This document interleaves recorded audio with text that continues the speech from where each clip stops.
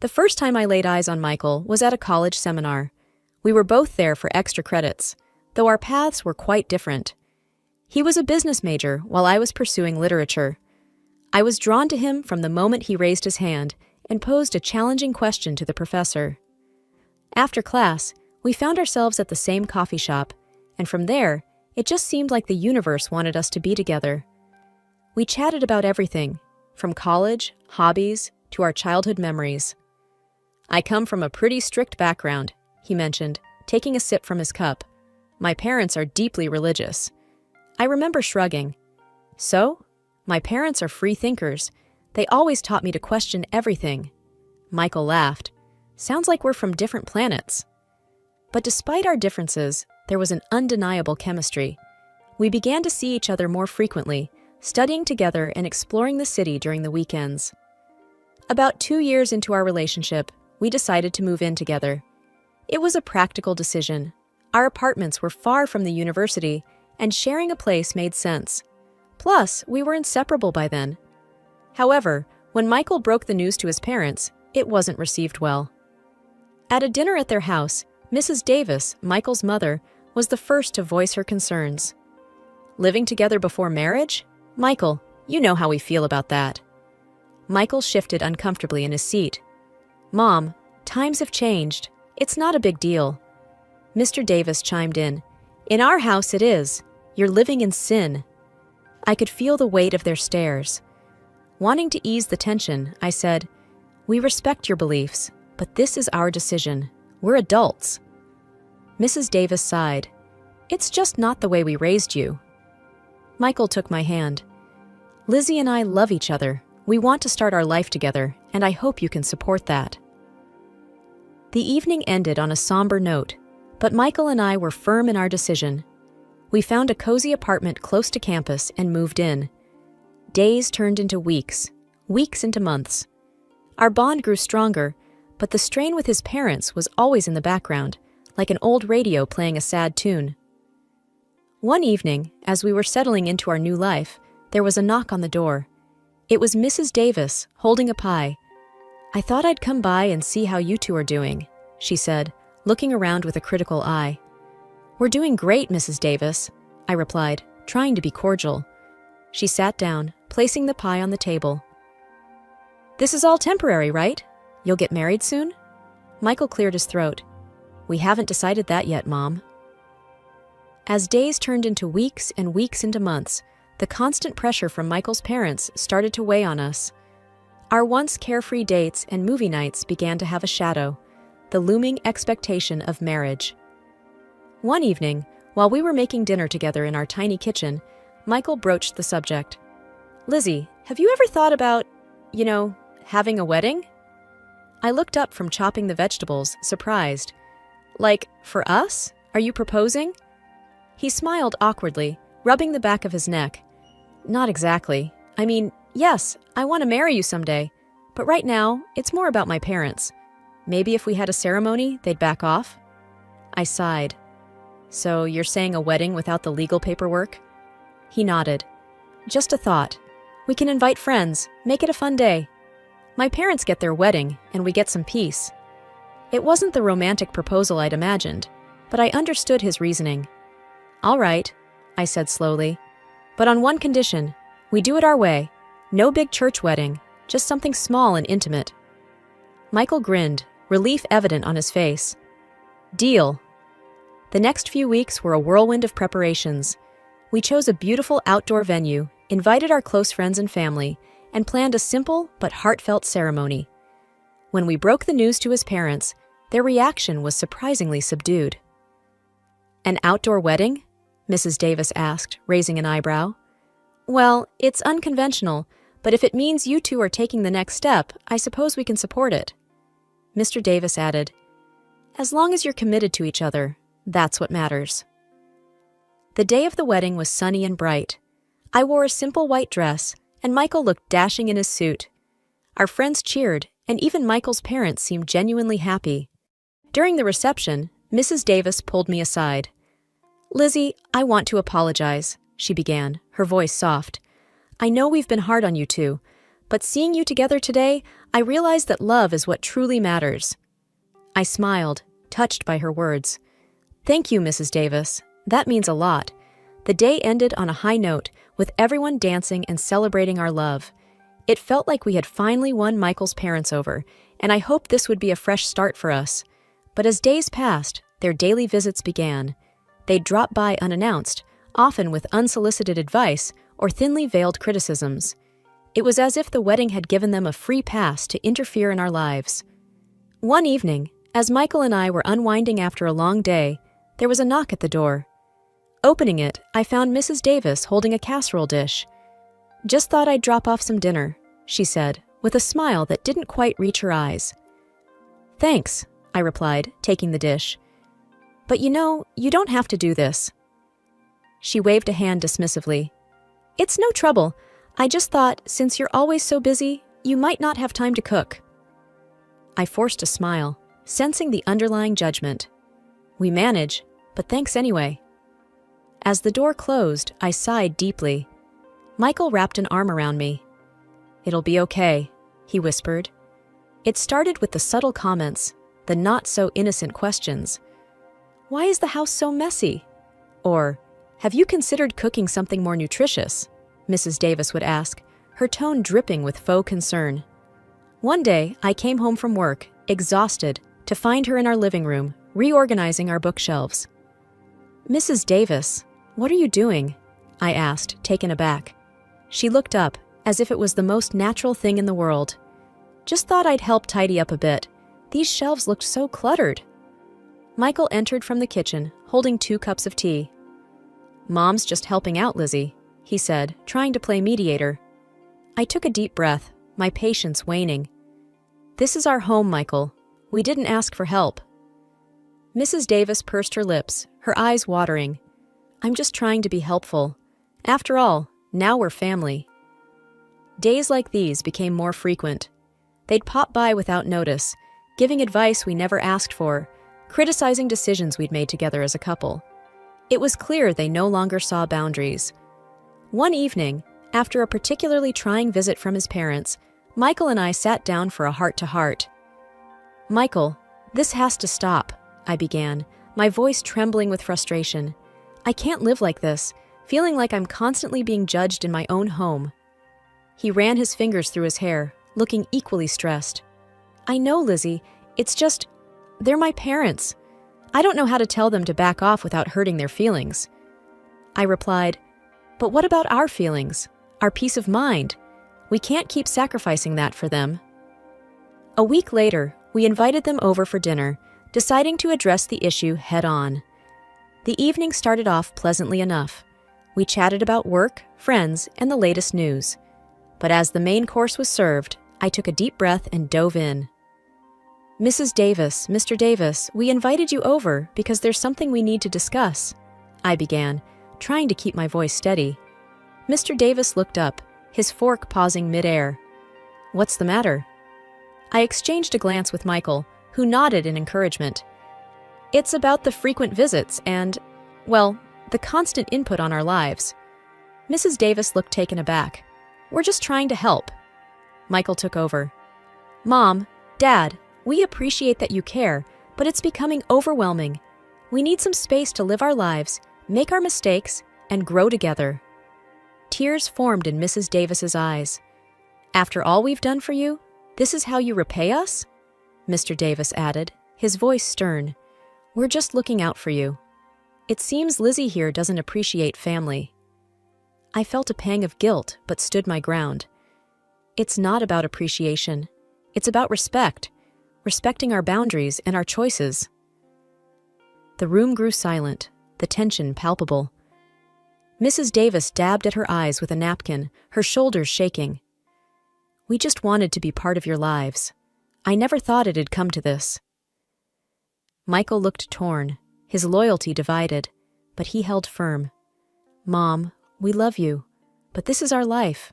We need you to understand that." The evening ended with Mrs. Davis in tears, Mr. Davis looking disappointed, and an unspoken agreement that things had to change. As they left, I felt a mix of relief and dread, wondering what the future held for our relationships. Days after the confrontation, the house felt unusually quiet. The constant visits had stopped, but the silence was both a relief and a curse.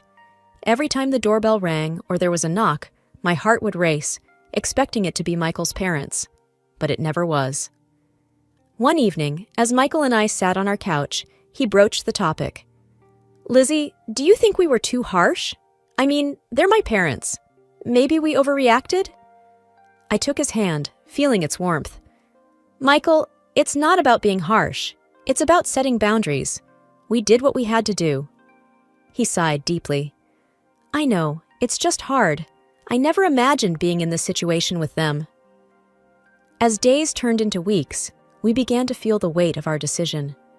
There were no more surprise visits, but there were also no calls or messages. It was as if we had cut ties completely. During this period, I often found solace in browsing property listings online. One day, as I was scrolling through, a beautiful house in a neighboring town caught my eye. It had a large garden, a spacious living area, and most importantly, it was far away from our current life. "Michael, come look at this," I called out. He joined me, peering at the screen. "Wow, it's beautiful. But why are you looking at houses?" I hesitated, choosing my words carefully. I was thinking, maybe it's time for a fresh start, somewhere new, where we can create our own memories, away from all this drama. He looked surprised. "You mean move? Leave everything behind?"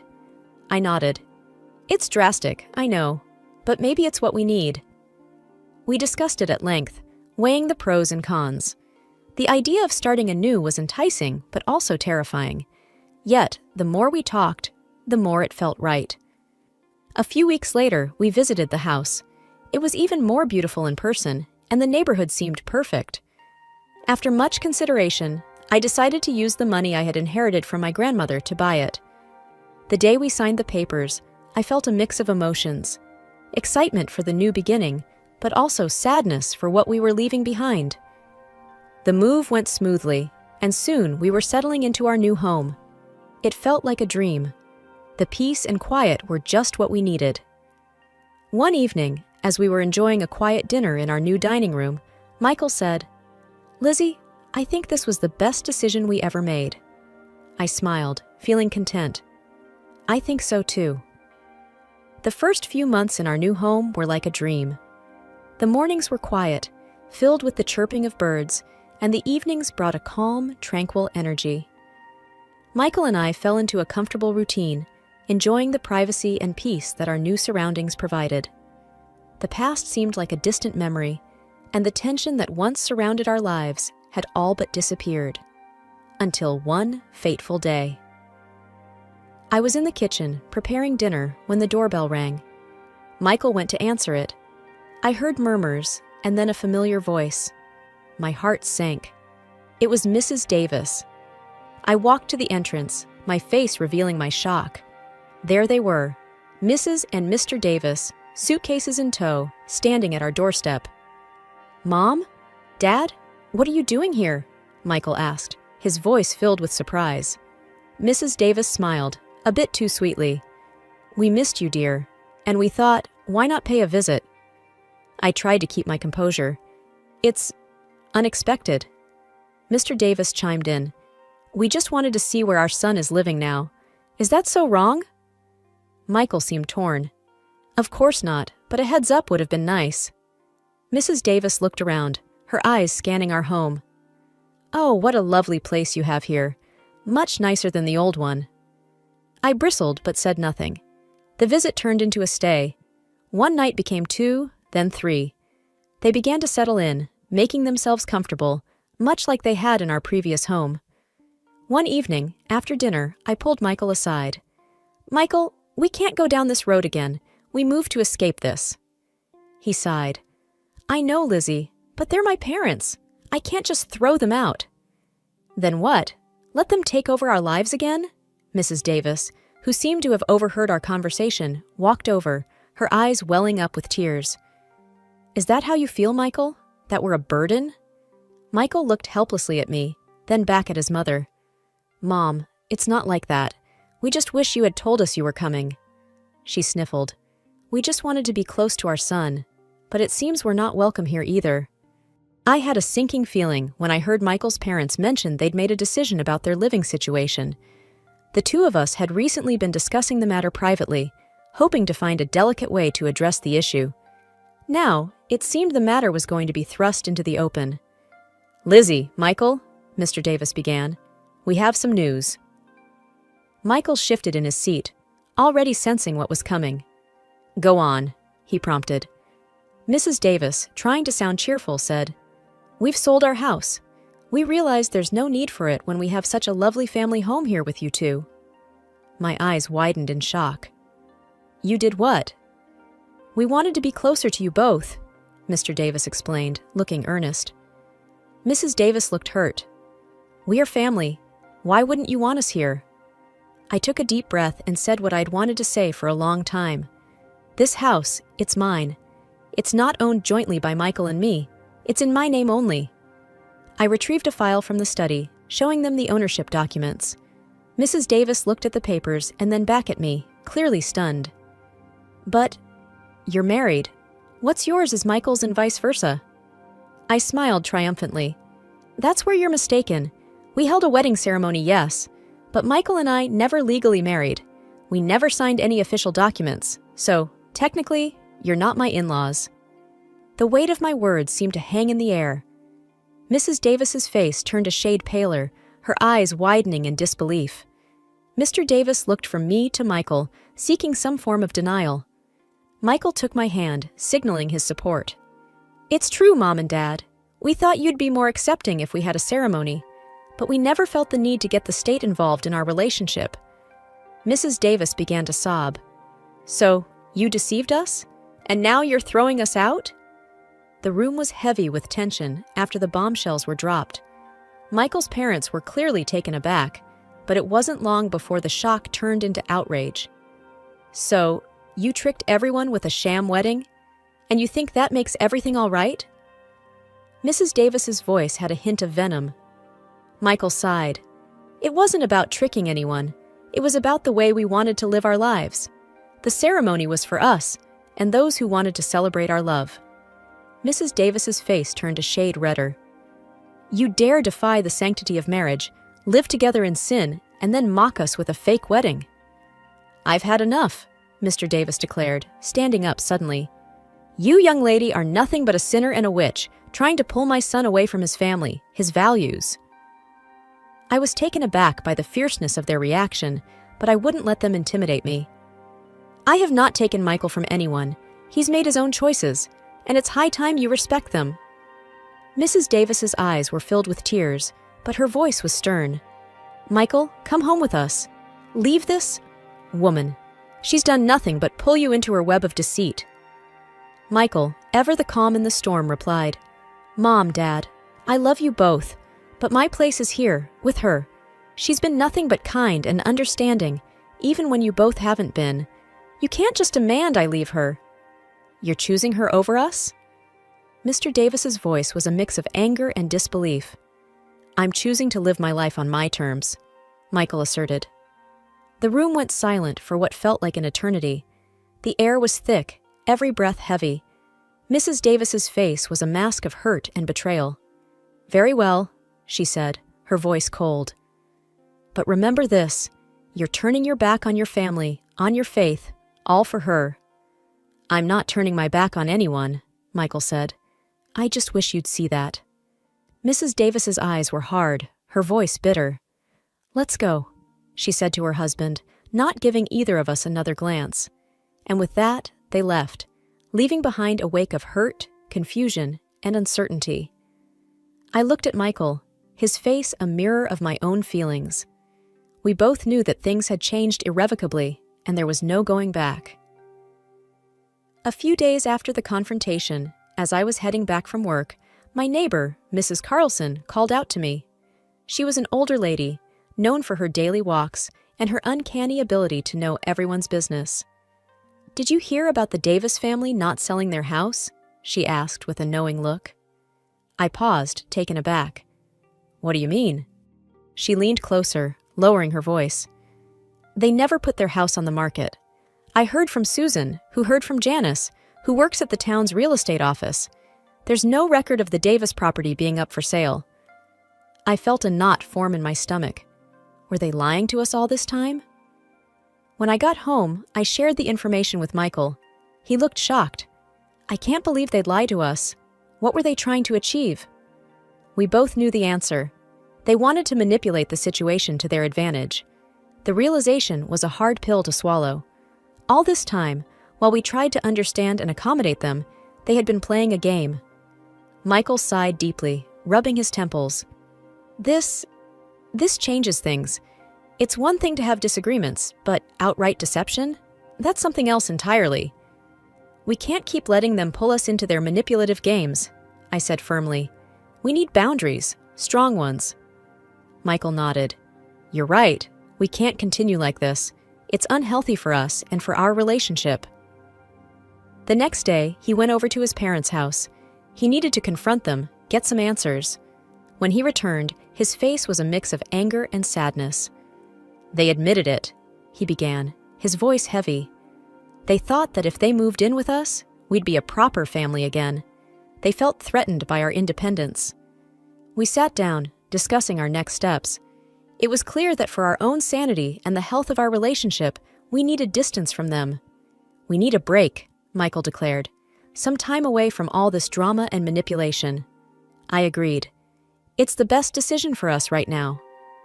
That evening, we sent a message to his parents, informing them of our decision. The reply was filled with anger and accusations, but we remained firm. We needed this, for ourselves and for our future. The next few weeks were quiet. We focused on each other, rebuilding the trust and closeness that had been strained over the past months. One evening, as we sat on our porch, looking at the stars, Michael turned to me. "Thank you," he whispered, "for standing by me, for fighting for us." I smiled, squeezing his hand. Always. The journey had been long and fraught with challenges, but it was a poignant reminder of the importance of boundaries, honesty, and mutual respect in any relationship. As the night deepened, we looked towards the future, hoping for peace and understanding.